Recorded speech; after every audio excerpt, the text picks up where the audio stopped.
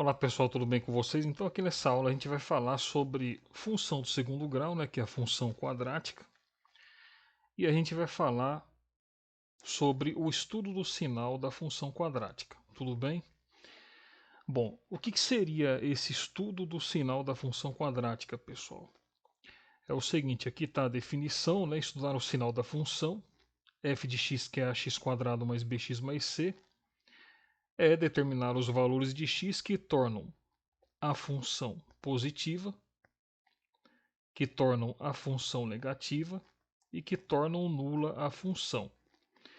O que seria tornar, né, pessoal, a função positiva, né? Olha só, para me dar como exemplo para vocês aqui, ó. Reparem que eu tenho aqui um gráfico de uma função quadrática e eu tenho aqui o eixo x e aqui o eixo y. O que torna aqui, no caso, essa função aqui positiva, por exemplo, né, são os valores que são atribuídos aqui ao x e onde o y ele vai ficando positivo, ou seja, maior do que o zero, tudo bem? Então é por isso que a gente vai falar que nesse caso específico aqui, né, f de x é maior que zero, nesse intervalo aqui, tudo bem? Note que nesse intervalo aqui de x e nesse aqui, os valores de y eles vão sendo o quê? Maior que zero. Agora note que aqui nesse caso aqui, o comportamento já é diferente, né? Aqui no caso, nesse intervalo aqui e nesse aqui, a função ela se torna o quê? Negativa, né? Por quê? Porque nesse caso específico, né, o y ele vai ficando sempre negativo, sempre menor que zero, tudo bem? E já nesse outro intervalo aqui, ó, aí sim, nesse intervalo aqui de x, a função ela vai ficando com os valores maiores que zero. Bom, para a gente entender isso aí melhor, eu vou mostrar isso aí para vocês daqui a pouco no GeoGebra, mas é importante eu dizer para vocês, pessoal, que retomando, né, aquele assunto lá dos zeros da função, lembra que eu falei na primeira parte teórica dessa aula de função quadrática, né? Falei com vocês na aula passada sobre os zeros da função. O que seria o zero da função aqui nesse gráfico da função quadrática? É exatamente, ó, o ponto aonde o gráfico ele toca aqui o eixo x. Ó. Então, repara que toca aqui nesse ponto e toca aqui nesse ponto. São exatamente os valores, né? Quando a gente transforma, né, a função quadrática numa equação que a gente iguala a zero, então quando a gente acha aquelas raízes, né, x1 e x2, é exatamente esses valores aqui, ó, onde toca o eixo x, tudo bem? Então, o primeiro caso que nós temos aqui, ó, quando o delta é maior que zero, ou seja, discriminante, né, que vocês já devem ter estudado lá no ensino fundamental, onde foi visto, né, que quando o delta é maior que zero, a função ou a equação, né, do segundo grau, ela vai admitir duas soluções reais. É por isso que nós temos aqui dois pontos onde o gráfico ó, ele toca aqui no eixo x. Repara que aqui também, ó, repara que o gráfico da função quadrática ele toca o eixo x aqui nesse ponto e toca aqui nesse ponto aqui também, ó. Tudo bem? Isso quando o delta é maior que zero. Vou dar um exemplo de uma função aonde isso aqui acontece. Ó. Então, por exemplo, eu posso ter aqui essa função f de x que é igual a x quadrado mais 2x menos 3, aonde no caso dessa função aqui, ó, se eu for calcular aqui as raízes aqui da equação, eu vou ter que o delta é igual a 16. Ou seja, nesse caso, o delta ele é maior que zero, de fato, né? E aí, pessoal, as raízes aqui dessa função, né? Vai ser x1 igual a, por exemplo, menos 3 e x2 igual a 1. Ou seja, aqui, exatamente aqui, ó, o x vai ser menos 3 e aqui ele vai ser 1, por exemplo. Vamos ver se isso daqui se confirma lá no GeoGebra, né? Deixa eu mostrar isso aqui para vocês, porque é interessante vocês verem isso aqui na prática. Então olha só, aqui no GeoGebra, se eu colocar aquela função aqui, olha o que vai acontecer. Ó. Repara que eu tenho aqui então o gráfico da função.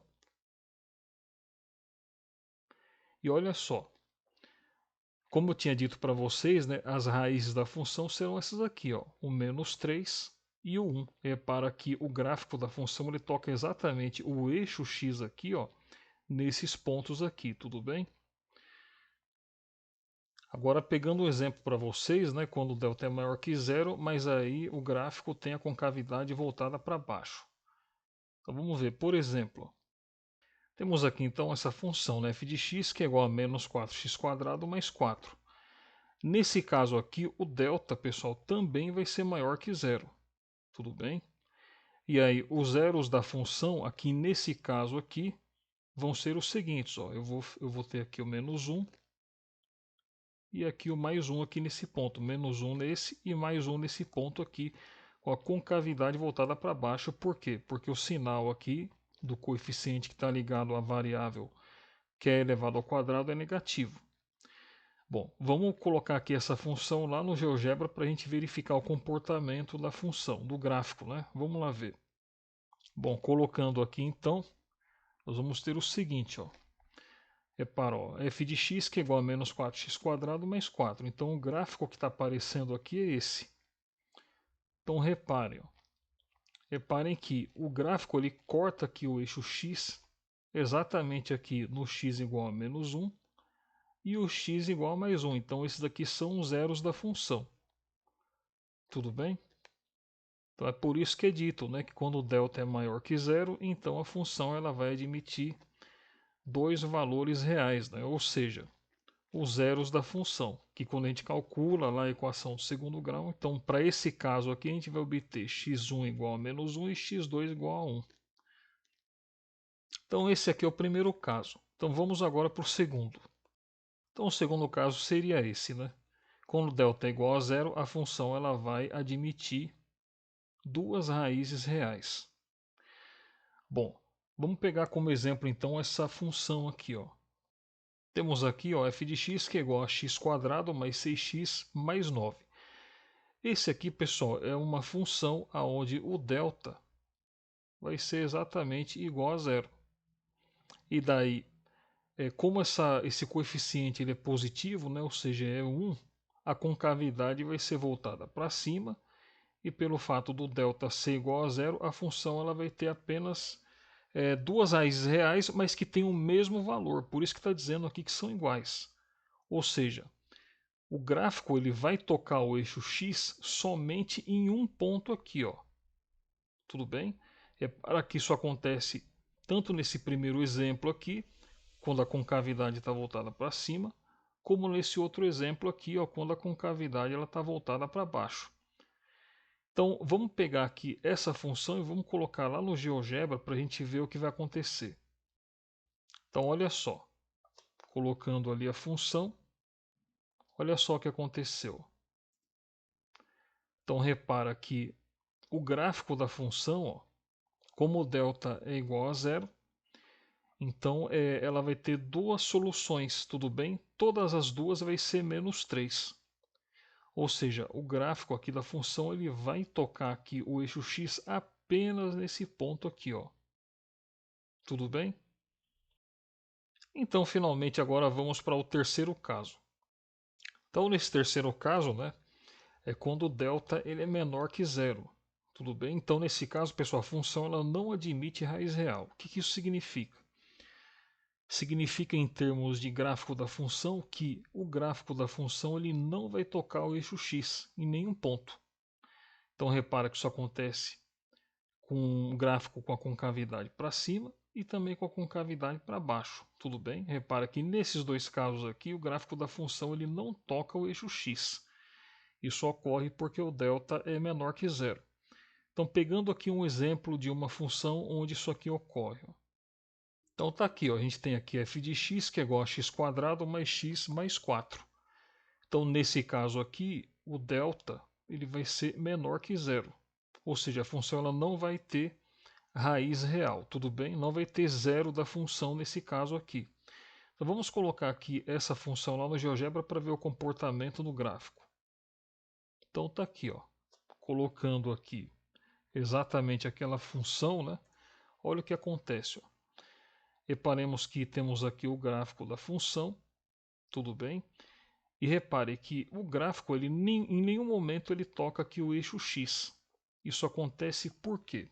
Porque o delta ele é menor que zero. E nesse caso a gente não vai ter raízes reais, tudo bem? No conjunto dos números reais, tudo bem, pessoal? Então, nessa aula mostrei para vocês, né, pessoal, uma aula teórica, né? Uma aula bastante teórica, essa segunda parte daquela primeira aula. Então, mostrei para vocês os 3 casos, né, sobre o comportamento do gráfico da função quadrática. E também mostrei para vocês quando vocês, para que intervalo, né, dos valores de x, a função ela vai ser ou positiva ou negativa. Tudo bem? Bom, então eu vou ficar por aqui. Um grande abraço para vocês e até a próxima aula.